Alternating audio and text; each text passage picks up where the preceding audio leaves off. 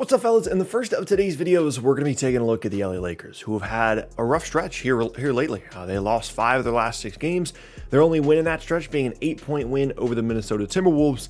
And this is a team that I felt really confident in throughout the season, but this is the first time that I've really kind of called into question the roster construction, how much of a contender this team truly is, and ultimately they're still very good. But in this video, we're going to talk about what's going wrong, as well as how they could potentially fix it to kind of shore up some of the holes in this roster here moving forward. But really quickly before we get started, if you enjoy content like this, then consider subscribing. I upload NBA stuff on this channel twice a day, every single day, so it's the most consistent content on YouTube about the NBA. By the way, if you're new here, my name is Tucker. What's up?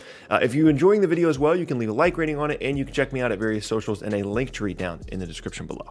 With those things said, let's talk about the LA Lakers. So overall as a team, they're still very, very good. I don't want to misconstrue this as like a panic video. They're 22-11, which is still a very good record, and they have the best defensive rating in the league. They're still an outstanding defensive team, with a combination of, overwhelming size, solid wing guys, and just a commitment to the defensive scheme that they're putting out there night after night.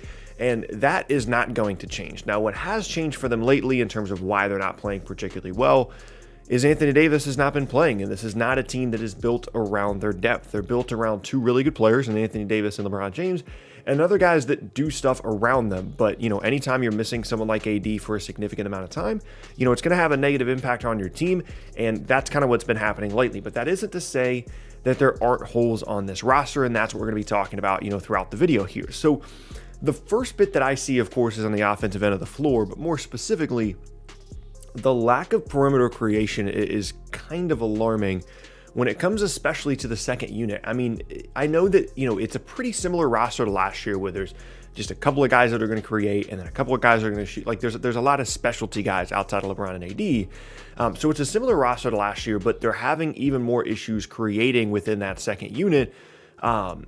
And I mean, I think part of that is a roster construction issue, and the other is just the fact that someone like Dennis Schroeder is just not playing particularly well at the moment. Again, if you look at the roster, you've got AD, you've got LeBron, and then off the bench, Montrezl Harrell's been fine offensively, but, he's not a perimeter creator type guy. And, you can stagger the Dennis Schroeder, LeBron stuff to have, one of them out there all the time along with the second unit, but just overall, there's a lack of creativity and playmaking in the backcourt. When it comes to anybody outside of LeBron, AD, or Dennis Schroeder, and that is certainly an issue and a hole that they could possibly look to address. And again, it doesn't help that Schroeder isn't playing particularly well, especially from a shooting standpoint, shooting in the low 30s in terms of his 3-point percentage. So that can be solved by either Schroeder playing better, some of the other guys kind of stepping up and expanding their role in the backcourt a little bit there, or adding a player via, a trade or free agency or the buyout market, which again, we'll kind of get to later on in the video.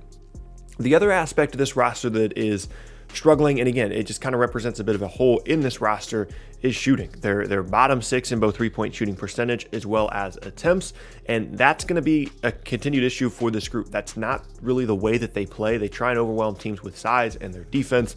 And points in the paint. They're not going to be one of those teams that's going to be in the top 10 in 3-point attempts on any given night, because that's just not their particular strength. And I'm not saying that it, suddenly should be their particular strength, but it would be nice for them to have a little bit more shooting on this roster. And again, that's something that they'll probably look to attack in the free agency, the trade market, or the buyout market down the road. And, they weren't great in either of these, categories last year either when it comes to percentage or attempts or perimeter creativity outside of like LeBron and Rondo and Anthony Davis. They weren't great in those areas last year either.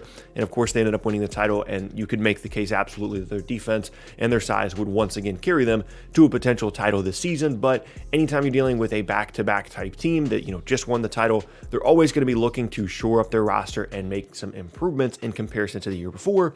And I think it's pretty clear that that's the direction that the Lakers are headed here. I do at this point want to make a point that I'm not worried about this recent stretch by the Lakers. I've said multiple times throughout the year that in a very, very odd season, if I have to trust one team, I'm trusting the Lakers. And I still feel a similar way right now. I know teams like the Jazz are playing incredibly well, and Philadelphia probably has the MVP on their roster right now in Joel Embiid. But when it comes down to it, if you're talking about a postseason series and Anthony Davis is fully healthy, I would take this Lakers team over any other team in the league right now, still, even with their recent struggles. Now, is it alarming how much not only the absence of AD has negatively impacted this roster, but also the fact that availability has been a concern for Anthony Davis in the past, and any prolonged stretch of missed time for him leading up to or in the postseason could have a drastic negative impact on this roster? Yes, of course, those are concerns, but I think in what is generally a pretty top-heavy league now, when you go around to a lot of different teams, I think you could say that about a lot of different rosters. So ultimately, my opinion about this Lakers team is not going to revolve around the fact that Anthony Davis is injured. Now, having said those things, where can they make some improvements here in terms of some of the categories that I listed? What players, what buyout guys, things like that. So let's first take a look at the shooting aspect of it. So KCP is pretty much the only guy that's having a good shooting season, and you could certainly go out and get a couple of different guys that would at least be halfway competent there. JJ Redick isn't having a great year, but he wouldn't be all that difficult to get, in my opinion. There wouldn't need to be some kind of crazy draft compensation going to New Orleans. They could try and go out and get JJ Redick. PJ Tucker is another guy that is going to be available. He isn't going to be like a knockdown shooter, but can make shots and can definitely play for you as a versatile guy. And then when it comes to the playmaking part of it, Ricky Rubio could potentially be an option. I don't think they need anything crazy. They don't need like a super high level score perimeter guy.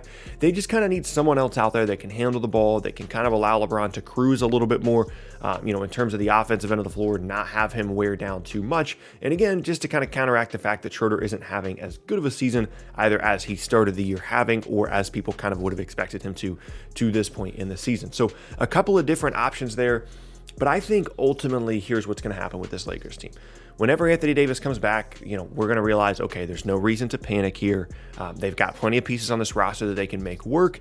And ultimately, this is a team that out of any team in the entire league, when you consider their age and things like that, was always pretty likely to have a bit of an odd season. I don't think that any of them really came into the year fully locked in and ready with such a short turnaround.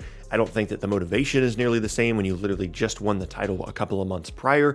And ultimately, there are guys still working their way into shapes, kind of, working their way into prime basketball form here.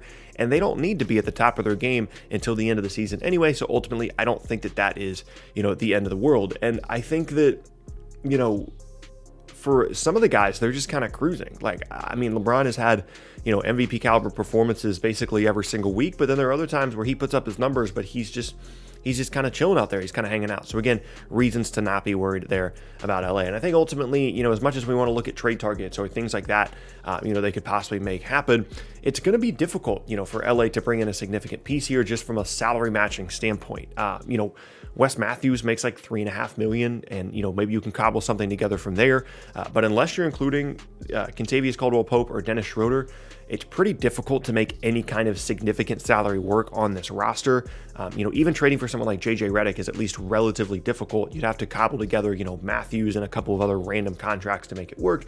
And at that point, maybe you would just rather have the depth on your roster than you would trying to go out and get someone like JJ Redick. I think PJ Tucker is the most, easily tradable, or, the guy that's easiest to trade for here for LA. You can do Matthews in a couple of seconds, or maybe, figure something else out that Houston would potentially be interested in, and then he would be a nice addition for them. But ultimately, I think this Lakers team is going to do something similar to what they did last year, where they're going to stand pat. They're going to stand pat. They're going to kind of figure out, a way to make it work with the guys that they have and bring in players in the buyout market. Last year it was Markieff Morris. You have no idea who's going to become available this year, but it's the Lakers. They're always going to be in contention to get significant buyout players, and I think that is probably going to be their plan once again this season. And there are going to be people right now, and over maybe the next couple of weeks while waiting on AD to come back, that are going to jump off the Lakers as potential title contenders, or they're going to start making really dramatic videos about how, the Lakers are falling apart, or they're not going to be very good in the postseason, or the Jazz are way better than them.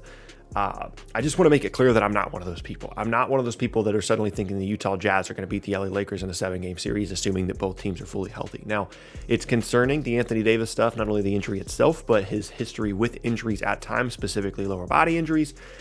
So if you want to be concerned about that, I think that's absolutely fair. But if you're considering this roster when fully healthy and when they're fully locked in the postseason, I don't think there's any reason to be concerned. I think there are going to be people that are going to try and make it seem as though there is. But again, I just want to make it clear, I'm not one of those people. There are some limited options in terms of improvement on the roster, but ultimately, unless they're trading KCP or Dennis Schroeder, this is going to be the group they're rolling forward with, plus a couple of buyout guys, and when fully healthy, I think they have as good a chance as any team in the league to win the title this year, to win back-to-back. I think LeBron is incredibly motivated, and when we get to the postseason, I think all that will kind of play itself out. And as of right now, I see no reason to bet against the LA Lakers here moving forward. But that is going to be the end of the first video of the day, and I thank you all very much for watching. As I said in the beginning, my name is Tucker. Hope you guys enjoyed the video. If you did, you can check out the boxes on screen to see more videos from me, as well as check out the channel as a whole. You can leave a like rating on this video, and you can check me out at various socials at the bottom of the screen and a link tree down in the description below. With all those things said, hope you guys have a fantastic rest of your day, and I will see you all next time.